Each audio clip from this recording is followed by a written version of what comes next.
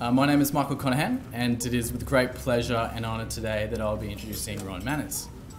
As we learned from last night and this afternoon from Hans Hermann Hoppe, it's important to start from the beginning, maybe not in such a logical manner, but more historically and on a personal note for Ron. So yes, I'll begin. Ron was born in Kalgoorlie in Western Australia to a family that had a long association with the mining town. Fourth generation prospector, Ron studied electrical engineering at the Kalgoorlie School of Mines before he assumed management of the family mining and engineering business in 1955, where he then proceeded to expand and diversify the company into what is now known as the ManWest Group. Ron's libertarian historical beginnings hark back to a direct connection with Leonard E. Read, the founder of freedom and economic education in the United States. A relationship was formed, and Ron considers Leonard his biggest influence. As a result of which, Ron was later encouraged by Leonard who then encouraged him to establish the Mannkal Economic Education Foundation. Between 1972 and 1955, Ron floated several Australian listed mining companies. As an entrepreneur, he and his many business ventures, not just in the mining sector, but have been through many booms and bust cycles. Some have survived, some didn't, but there've always been a lesson to learn and a tale to tell. Ron isn't exactly the bureaucrat's best friend. One such example is his run-in with the Bureau of Consumer Affairs, who, as agents of the state often have a tendency to do, they disregarded their own rules and secretly recorded Mr. Manners whilst he was under interrogation by two Bureau officials over his unwillingness to fill in government forms. Ron has also had a brief stint in banking, in particular money laundering, which harks back to which is more properly associated with trying to keep the legitimately earned returns from voluntary exchanges out of the reach from a gang of thieves writ large, who are parasitical by nature, have no valid claim to such things. Ron has also played a role in the creation of the Workers' Party, as we greatly heard from last night, the panel, and he has several great stories to share, which he may, regarding Prince Leonard from the Hutt River province in Western Australia, or which is probably more accurately described, surrounded by Western Australia, which is said to have seceded on the 21st of April 1970. I'd be interested to hear a bit more about that, possibly. Ron has also been awarded the Fellow of both the Australian in the Australasian Institute of Mining and Metallurgy, and the Australian Institute of Company of Directors. His contributions to industry in Australia have been marked by several awards, including recently being elected the Mining Legend at the 2005 Excellence in Mining and Exploration Conference in Sydney, recently awarded the Emeritus Chairman and Patron of the Australian Prospectors and Mining Hall of Fame. In 2010, he was appointed by the Board of Overseers for the Atlas Economic Research Foundation in Washington, DC. He's the author of several books, and a man generous enough to have flown over the future of West Australia. Everybody, please give a warm welcome to Ron Manners.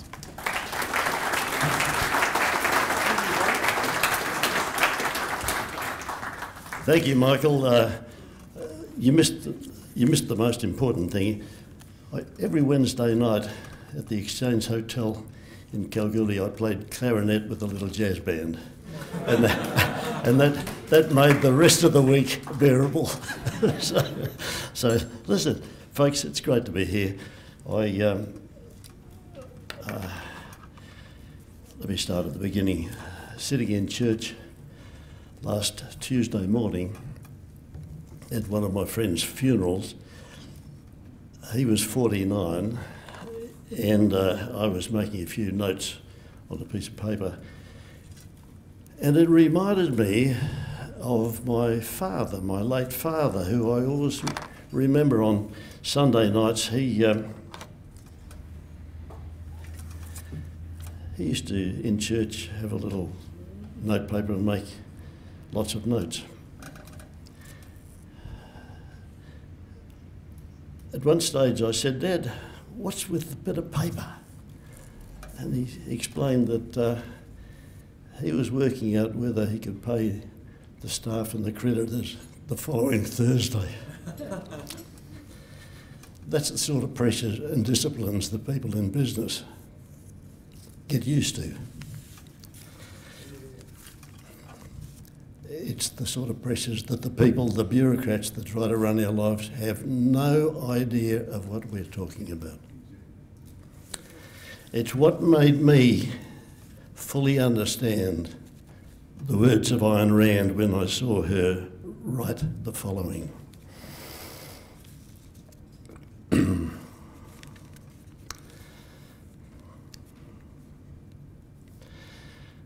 She said, "When the producers of the world need a license to produce issued by the non-producers, then you will know the world is doomed." She foresaw exactly the status of our present civilization. Governments seek control over our lives, and I learned to recognise the enemy, the non-producers that seek to control every aspect of our lives, and they get a great deal of pleasure out of it, and that is their job satisfaction. I know that they approach business people as they've approached me, and they've said it something like this: look, we have a new scheme, it's a new licensing arrangement we're bringing in for your trade or your profession, and if you pay us this protection money, we will protect you from competition from those others who don't pay that protection money. And they make it sound very attractive to people in business, and we fall for it every time. But once they've got us, they've got us. More about that later. Now, I learned from all that early brush with that we can never win the game by playing to their rules. Make up your own rules and stick with them and play by them. You and I have the right to make up these rules because we support ourselves, and we have very little patience with their fraudulent facade of the way they tell us that, yes, we can take it easy, we can live off the earnings of others and we'll just cruise along and this will be a good life. We remember that there's always a huge cost involved in surrendering your own independence to promises and the siren call like this. Ayn Rand once said, "They can only do to you what you let them do to you." So again, stick by your own rules. And what am I talking? What do I mean when I say stick by our own rules? Well, here's an example. If you're faced with a tax audit and you get one of these regular letters from the tax department seeking answers to 20, they hit you with a letter, 20 detailed questions they ask, and they give you 14 days to answer them. Now, the normal businessman, the obedient little businessman, he suspends his creative activities so that he can answer these fully. It takes him days and days of work. And if he tries to send them a bill for his time, as I do, he gets a letter from them saying that their invoice has no efficacy. That's a wonderful word, and I've used that against them on many occasions. But you can't win the rule. This is what you must do. Reply immediately. Reply within 14 days, because that's an offence if you don't reply in 14 days. They come and get you.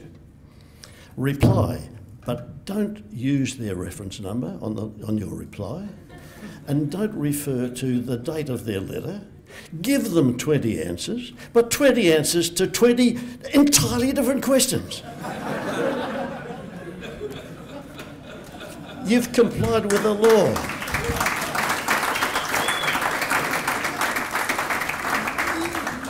You will never go to jail. You've answered the letter within 14 days. And this is what will happen 6 months later. a very timid soul from the Australian Taxation Office will ring and politely ask if you would mind sending them a copy of the letter to which you've replied. Then you let fly with all the venom and abuse that you've built up all over the years, and you shriek at them. What sort of incompetence have you got back there? It's people like them that cause you to lose confidence in the government, in the whole nation, in the whole democratic apparatus, and they back off and they apologise. And then while you're in mid-sentence, you press the button to hang up on the phone, and they think they've hung up on you. And they don't want to cop another lot like that, so another 6 months go by. Anyway,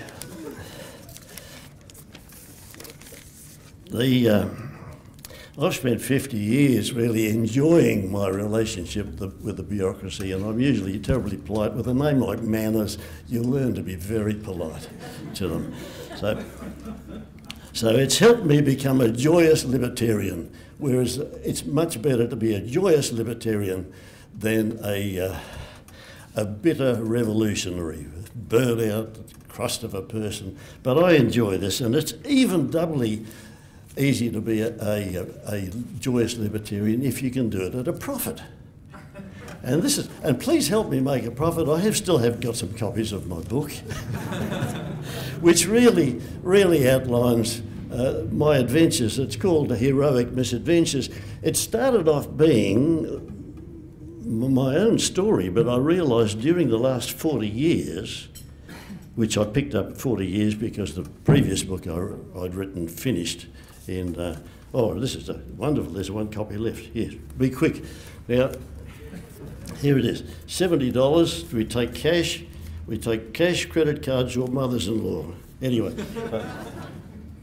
so there we are. Now, I realised as I was coming to the end of the book that it wasn't just me having 40 years of misadventures, it was our beloved country Australia. So I've subtitled the book Australia, 4 Decades Full Circle, because I realised we've come 40 years full circle. At the early 70s, Australia had emerged from a period of extreme prosperity where everything was going very well. Then we ran aground, and it was called the Whitlam government, and that ground the hell out of us. We're back there again. We've come through a period of extreme prosperity and we've lost it all. The country is in extreme despair, and this worries me. So that's really, the book's more about Australia than about me, but there's a few little funny incidents in there about the pioneering money laundering, as you say, and I was the chief economic advisor for one of the leading madams in Australia, and I helped her with advice on zoning. But that's, if we're having a drink session, let me tell you some of the successes I had for Mona the madam. Now, to be joyous, I said that it helps to be one step ahead of the no-hopers and to do it all at a profit. You must learn to do things at a profit, because I know that money is not the measure of a person, and it's wrong to ever measure a person by dollar signs, and it's done by people that write headlines in papers. Never measure a person by dollar signs. But without money, you can't achieve much. You can't indulge your passions. You can't do the things you really love. So it's terribly important to have a few dollars to back you and give you a little confidence in yourself.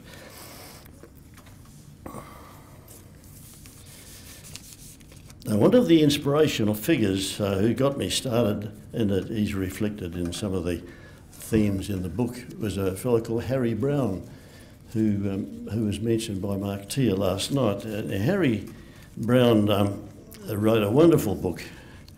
I didn't bring the book, I brought, because I'm travelling light, I just brought the front cover. His book that impressed me was How I Found Freedom in an Unfree World. A wonderful theme that you don't have to change the world, you just accommodate yourself and move blithely through the world, untouched by the bureaucracy, coming out at the end totally unscathed. And it's equivalent to living in a free world, but you don't have to sacrifice yourself to do it.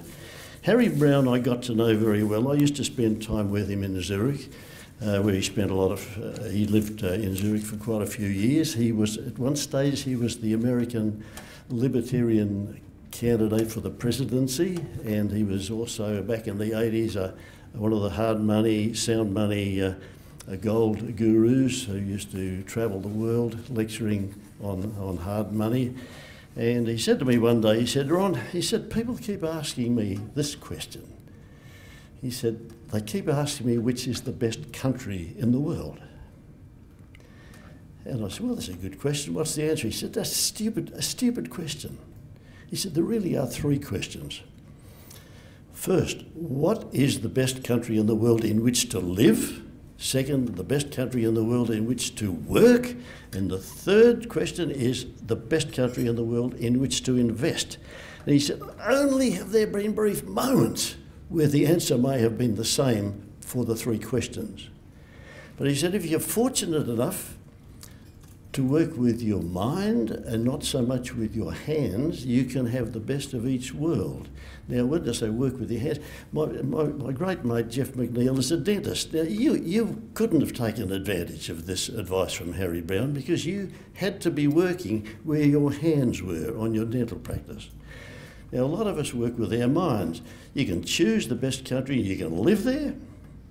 You can choose the best country in which to work, which is where you do your invoicing, and the best country in which to invest, which is often a different country again. And I thought Harry was very good at sorting things out. So that saves you being bitter. You can just move around the world and cherry pick. Take it as it comes. Now, so I wrote a book about my adventures. What did I call it? Here it is. I didn't bring the whole fat book. I started off being called Taxation Manners. Then it became Help Starve a Feeding Bureaucrat, but it got shortened to Tax Whack. And it was a pretty decent book. The introductory poem in it was from Sir Alan Patrick Herbert, and I'll read the poem. The poem said, "Well, fancy giving money to the government, might as well put it down the drain. Fancy giving money to the government, nobody will ever see the stuff again. Well, they've no idea what money is for. 10 to 1 they'll start another war. I've heard a lot of silly things, but fancy giving money to the government." And the contents covered chapters: ordinary people and tax resistance, how did government get control, tax revolt or tax resistance, economic reasons for tax resistance, moral reasons for tax resistance on a limited budget, things that won't work to save other people going up some of those blind alleys that I'd found myself in, things that might work, please try it so I can learn from your experience, and things that will work. Now, I read that, pulled it out, and I had a look at it last year, and I said, magnificent. Let's print it and get it out to the public. My lawyer and trustee said, "Ron," he said, "if you print that, you can find another lawyer, and you can find somebody else to look after your stuff when you're gone." But he said, "You cannot print anything like that anymore." They've brought in laws that say that the minute you put something in writing, you hold yourself up to be an expert. And if anyone takes that advice, which was early 1980s advice, if anyone goes and does what I got away with today, and they go to jail, their defence is that they simply picked up this expert's book and they took the advice. I go to jail with them. I am linked with them inseparably under the law. I go to jail, and as my lawyer said, and what's worse, he's my lawyer. He goes to jail with me, and so does my accountant. We'll all have a lot of fun in jail. But this This is equivalent to governments burning books, as they used to do. This is where we found ourselves. It's very serious. I worry about these things. I'll have to do it. My nom de plume is H.J. Van Groenwogel, and Viv was just saying he I won't tell you why I had to have another name.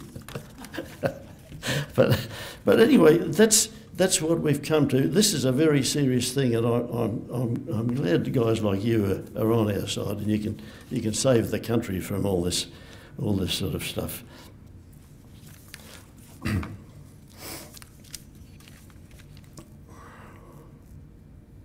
I don't think anyone, unless they've been involved in the front line dealing with the enemy as I have done, I don't think anyone would really understand the powers and the pressures that they can bring to bear on an individual or a business or a government. And I discussed this. We had, as a guest in Perth recently, we had President Václav Klaus from the Czech Republic. He fortunately kept the Czech Republic out of the European currency, and wasn't that a smart move? But he was under a huge amount of pressure to involve themselves in the euro currency. He was the last European nation to sign the Lisbon Treaty under intense pressure, long after everyone else had signed it. And I said, well, what made you sign it in the end? And he described the incredible pressures, the trade embargoes that Brussels and the other countries brought to bear. They would stop this business from being licensed in another country, stop this thing, stop this from being imported. Just the mafia.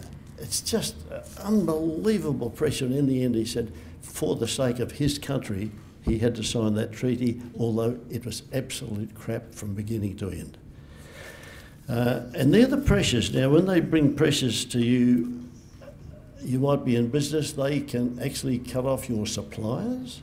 They can prevent you from having, if you're in the motor vehicle dealers thing, they can prevent you from having what they call a floor plan that defers the payment of tax, luxury taxes and things on cars until after they're sold. You've got to pay them up front and pay cash.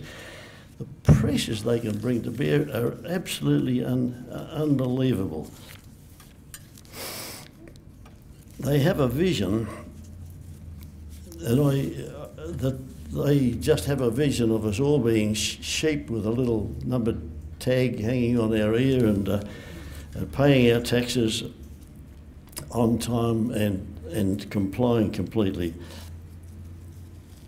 I don't know whether we've got a chance of ever revolting. I know I studied a revolt, and I was fortunate to be the keynote speaker in 2004 at the 150th anniversary of the Eureka Stockade in Ballarat, and I think they asked John Howard to be the speaker, but he wouldn't, because he said the flag has been stolen by the unions, and for him to be there would give credibility to the flag. Then they asked me, because my great-grandfather had some trouble with the authorities back at the actual Eureka Stockade, and they thought there might be some family link there, so I was delighted to speak, and I spoke on the theme, will we see another revolt? 150 years ago we had a revolt, plus 7 years, and there's been no sign of any revolt in Australia. We've got all these other revolutions, the spring revolts all around the Arab nations, no sign of a revolt here. Bring it on, please.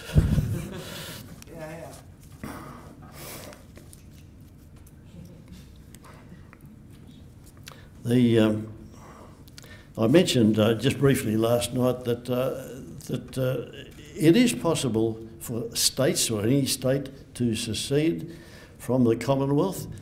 I know they say that the Commonwealth Constitution has no mechanism in there whereby the states can secede, but they say that about the European community, saying that the states can't, the various European countries can't break away because their constitution doesn't give them a mechanism to break away.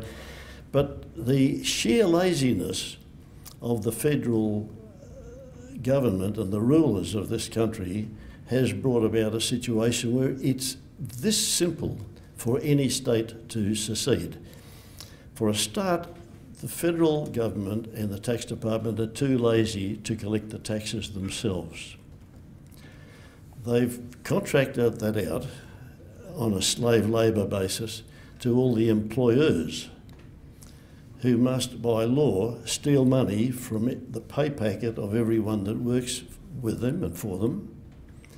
And the employers have to assemble that money and account for it and send it on a regular monthly basis to Canberra.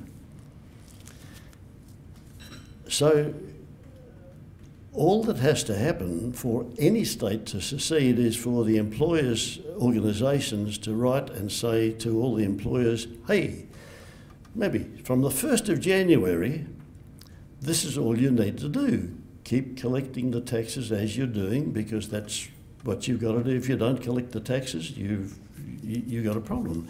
Keep collecting the taxes, but send the money instead to the state capital, not to Canberra.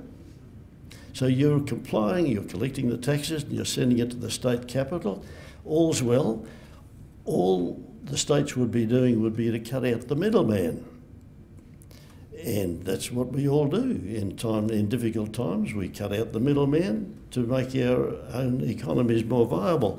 So by doing so, you would really starve Canberra. They would have to sort of auction Canberra off as a village to maybe to the Aboriginal community or to some worthy cause, because they wouldn't have any way of paying the salaries there. So I think this is not too hard. But if you download that thing as individuals, we can almost secede ourselves by making our own arrangements. So there is a chance for us to revolt. It takes a little bit more thought and tune it all up, but let's go. If we cut out the middleman, I'm sure the world will be better for it. Now, I think in conclusion, I mentioned last night that you folk from the younger generation, which if I may call you that, are wising up to this fraud that's being perpetrated on us all, where the votes are being bought and the bills are being sent to you guys.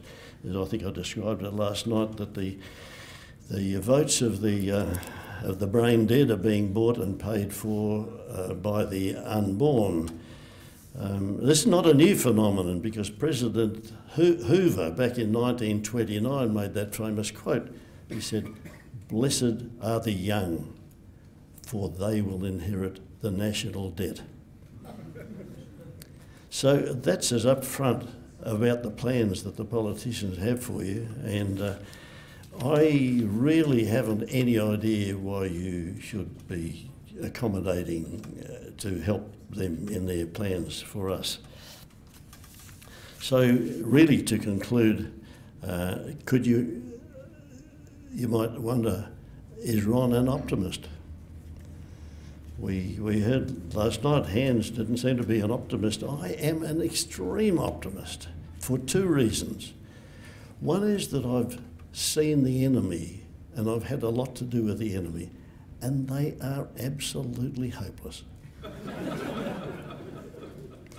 And the second reason is that I look at people like you, like this room full of fantastic people, high intelligence, ambition, and you're going to achieve the impossible. Get out there. That makes me optimistic. So thank you for fueling this spirit of optimism in my heart.